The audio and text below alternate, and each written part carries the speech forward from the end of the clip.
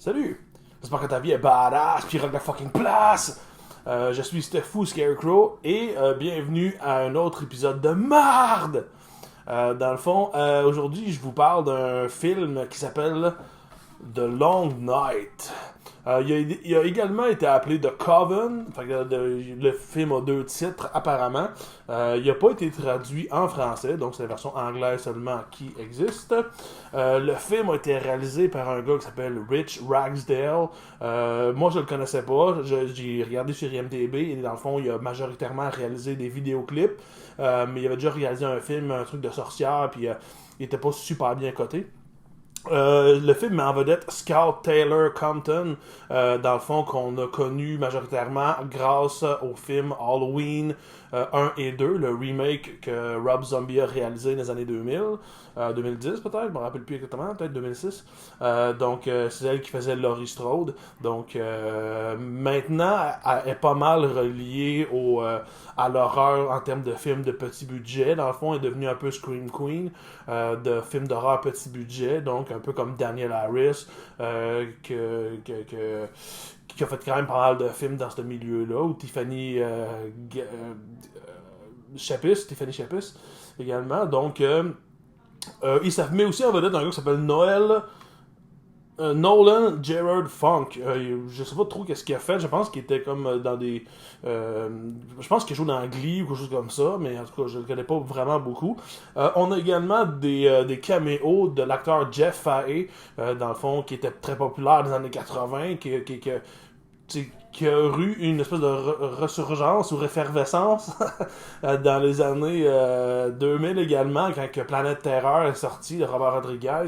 Donc ça l'a remis un petit peu sur la map, j'ai l'impression. Puis là, il fait un petit peu plus de films. Mais il y a quand même eu une période où il faisait pas grand-chose. Mais c'est lui qui faisait le gentil cobaye, dans le fond, dans le film Le Cobaye, qui faisait Job, dans le fond, qui était un gars assez lunatique, pas lunatique, mais qui avait un retard mental, si on peut dire, puis dans le fond, qui se fait des expériences sur son cerveau et qui devient un maniaque. Dans le fond, Jeff Fahey, c'est un acteur que j'aime vraiment beaucoup. Je trouve justement qu'on le voit pas assez, donc faudrait le voir encore plus qu'on le voit là. Mais dans le fond, quand j'ai vu qu'il était dedans, c'est sûr que ça m'a donné le goût de regarder le film. Il y a également l'actrice Deborah Kara Unger qui joue dans le film. Moi, je trouve que elle est amèrement sous-estimée, je trouve, dans le milieu du cinéma. Dans le fond, la plupart de ses rôles ont toujours été des rôles secondaires. Donc, elle a joué, je me rappelle, dans le film The Game de David Fincher, que son rôle était un petit peu plus important, mais encore, c'était quand même secondaire. Elle avait joué dans Silent Hill. Donc, moi, j'ai toujours trouvé que cette actrice-là était vraiment incroyable. Puis justement, je trouve ça dommage qu'elle soit tout le temps dans des petits rôles. Encore là, dans ce film-là, on la voit peut-être 8-9 minutes à peu près.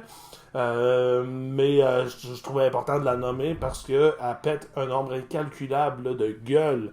Donc, que raconte l'histoire de The Long Night ou The Coven? Dans le fond, c'est l'histoire d'une fille qui, dans le fond, a jamais connu ses parents.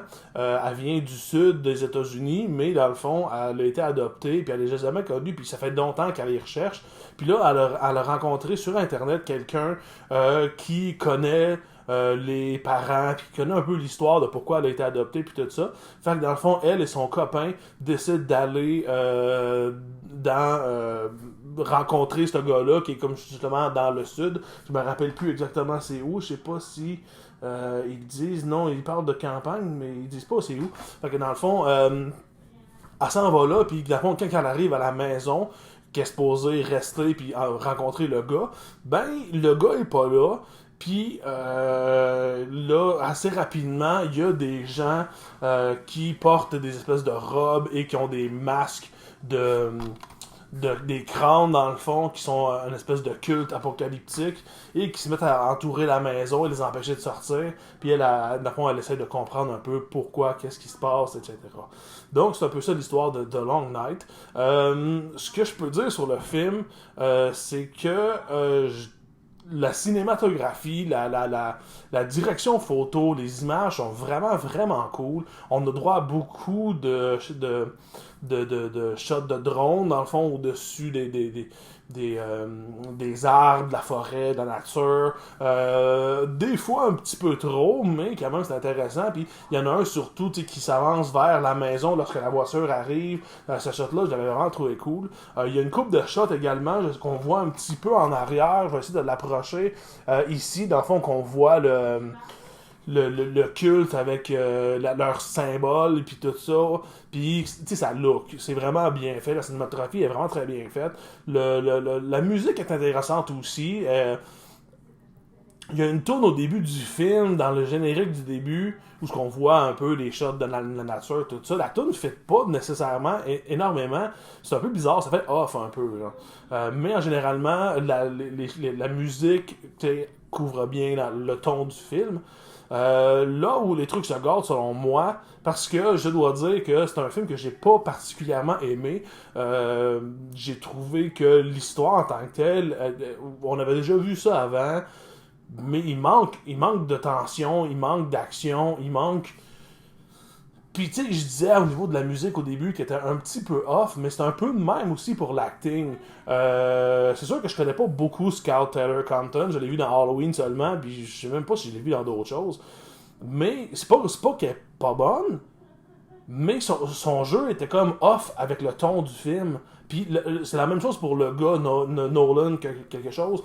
Je trouve que les acteurs étaient comme un peu off, puis j'arrivais pas à embarquer dans l'histoire puis dans les personnages.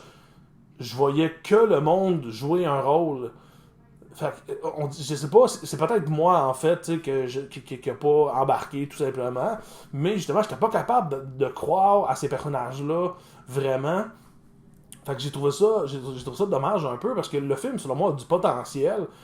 Justement les images, on voit que c'est quand même bien tourné. Les costumes sont cool. Puis l'ambiance générale, quand on voit les cultes dehors, tout ça, ben c'est cool quand même. Moi, j'ai toujours aimé les films cultes un peu, des trucs comme ça. Mais c'est que ça va pas loin. On n'apprend pas beaucoup l'espèce de mythologie de ce gang-là. Puis la majorité du film, c'est qu'ils sont autour de la maison, puis ils font rien, ils sont juste là, puis ils attendent, un peu comme dans le film The Void, qui est un film canadien. Il y avait un peu ce truc-là où la menace est comme extérieure, puis tu sais, il y en a pas qui essaient vraiment de rentrer, tu sais, comme dans The Long Night, justement. Des fois, il y en a un qui rentre, puis là, il le repousse. Mais tu sais, c'est comme pas intense. C'est pas comme il y a une grosse attaque ou il y a une affaire même. Ils sont souvent à l'extérieur. Puis dans le fond, c'est ça. On arrive à comprendre un peu qui c'est cette jeune fille-là. Je vais en parler un petit peu plus tantôt. Mais c'est ça, j'ai trouvé qu'il y a de quoi de off, puis ça nous embarque pas assez dans le pattern, dans l'histoire du film, puis tout ça. Fait que le film m'a un petit peu déçu, surtout que justement, les trucs de culte, normalement j'aime bien ça. Puis c'est ça, l'histoire avance pas nécessairement très vite. Puis c'est ça, même, tu sais, Jeff Fahey, que j'aime beaucoup, son rôle est comme, tu te demandes quasiment pourquoi ils ont été le chercher, parce que son rôle, il dure genre 5 minutes dans le film, puis tu fais comme, c'est cool de le voir, en même temps, il fait rien, il rentre dans la maison, puis il parle un peu, puis il ressort, puis je vais embarquer tout de suite, dans le fond, mon spoiler meter. Aujourd'hui, ça va être Harold, l'épouvantail Harold. Donc, lorsque Harold va disparaître, les spoilers vont disparaître avec lui. Donc, c'est ça, Jeff Fahey, il rentre dans la patente, puis dans la maison, puis il fait comme, hey, qu'est-ce que vous faites là? C'est la maison de mon frère. Puis, ok, là, ils font comme, ben là, on a été invités, on est. Puis, il fait comme, bah, je vous crois pas. Puis là, c'est comme, il y a une genre de, pas engueulade, mais tu sais, comme back and forth, ils se parlent. Puis après ça, dans le fond, il voit qu'il y a comme véritablement un culte dehors, fait qu'il sort, puis il se fait tuer, puis c'est comme, ok, ben,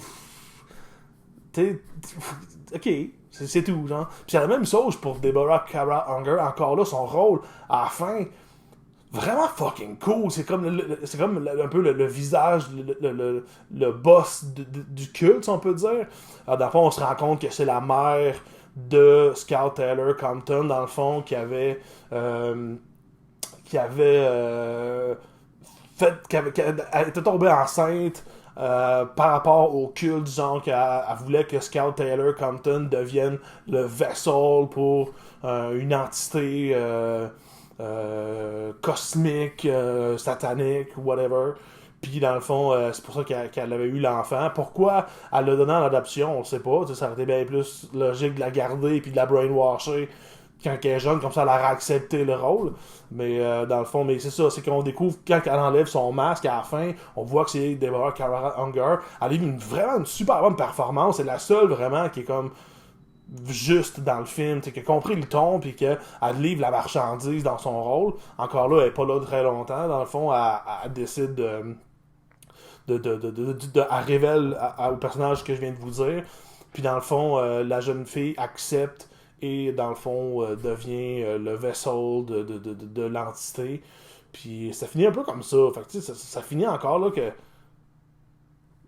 que ça nous laisse sur notre fin. C'est vraiment ok, tout ça pour ça. C'est juste ok, ben ok. Fait que je vais enlever Harold, dans le fond, c'est le temps qu'il s'en aille, donc plus de spoiler. Mais c'est ça. La fin également nous laisse sur notre fin. On en veut plus dans le fond, puis ça finit à un endroit où ça aurait été intéressant d'explorer un peu plus.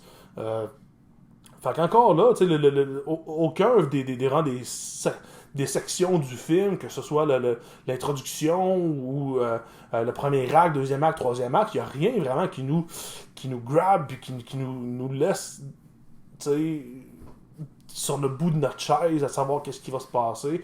Le film se déroule, puis tu le regardes sans vraiment trop d'intérêt, genre. Fait que je dis pas que c'est un film de merde, c'est pas le pire film que j'ai vu de ma vie, mais c'est comme un genre de film indifférent que, ok, je l'ai vu, je me suis pas emmerdé, mais je me suis pas genre diverti. Puis c'est un genre de film que je vais oublier avec le temps probablement. Donc c'est pas un film que je vous recommande nécessairement. À la limite, si vous le trouvez sur un site quelconque puis que vous avez un acteur ou que vous voulez l'essayer, faites-le. Mais c'est comme c'est pas grave, c'est juste que moi je le recommande pas parce que il y a rien nécessairement qui est unique ou qui nous fait vivre quelque chose de spécial en le regardant. Donc, c'est un peu mon avis sur The Long Night. Sur ces belles paroles, je vous dis rock and roll.